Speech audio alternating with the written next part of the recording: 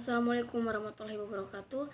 Perkenalkan, nama saya Sri Nawati Buntuang dengan NIM 13142130. Baiklah, saya di sini akan mempresentasikan materi tentang sasaran pembangunan administrasi.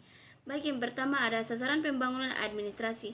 Sasaran adalah hasil yang diharapkan dari suatu tujuan yang telah ditentukan secara terukur, spesifik, mudah dicapai, rasional yang dapat dilaksanakan dalam jangka waktu 5 tahun. Sasaran administrasi pembangunan adalah pelaksanaan pembangunan yang dilakukan oleh pemerintah dan masyarakat, dipantau secara terus-menerus dan dievaluasi perkembangannya. Hal ini dilakukan untuk mengetahui seberapa jauh pembangunan yang telah dilaksanakan dan mengukur hasilnya dengan sasaran yang ingin dicapai. Baik, selanjutnya pengembangan kelembagaan.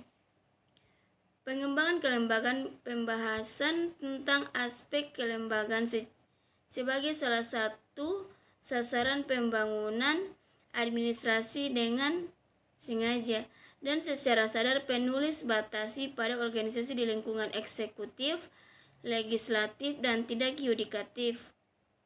Pembatasan yang dilakukan karena aspek organisasi di kedua lembaga konstitusional tersebut tidak penting, akan tetapi hanya karena yang menjadi sorotan perhatian penulis adalah pembangunan administrasi di lingkungan birokrasi pemerintahan. Baik, selanjutnya manajemen sumber daya manusia.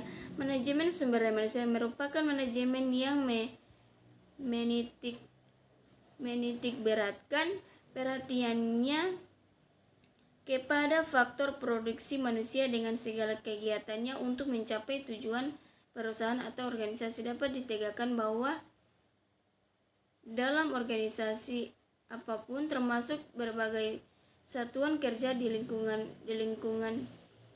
pemerintahan, sumber daya manusia merupakan sumber yang paling strategis.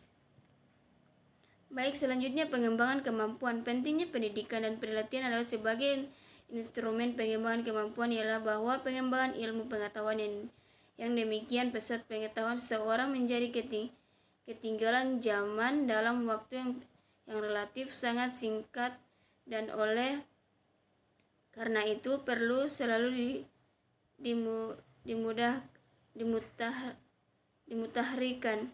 Di lingkungan birokrasi pemerintahan dikenal sebagai jenis pendidikan dan pelatihan seperti pendidikan dan pelatihan prajabatan, pendidikan dan pelatihan perjenjangan yang diperuntukkan bagi mereka yang menduduki jabatan struktural, pendidikan dan pelatihan fungsional yang menyangkut bidang tugas fungsional suatu instansi tertentu, dan pendidikan dan pelatihan yang bersifat teknis.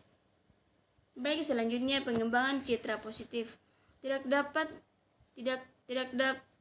dapat dipungkit bahwa masyarakat sering mempunyai persepsi negatif tentang citra birokrasi. Tidak jarang terdengar tuduhan yang dilemparkan pada birokrasi yang bernada negatif seperti bekerja lamban, menggunakan prosedur yang berbelit-belit, orientasi kekuasaan, jarak kekuasaan yang jauh, arogan baik secara institusional maupun secara individual, kaku dalam menginterpretasikan dan menerapkan peraturan perundang-undangan, perlakuan dan diskriminatif dalam memberikan pelayanan, tertutup, tidak jujur, korup, dan lain sebagainya. Baiklah, itu hasil presentasi materi dari saya. Apabila ada kesalahan kata, saya mohon maaf. Wabillahi taufiq wal hidayah. Wassalamualaikum warahmatullahi wabarakatuh.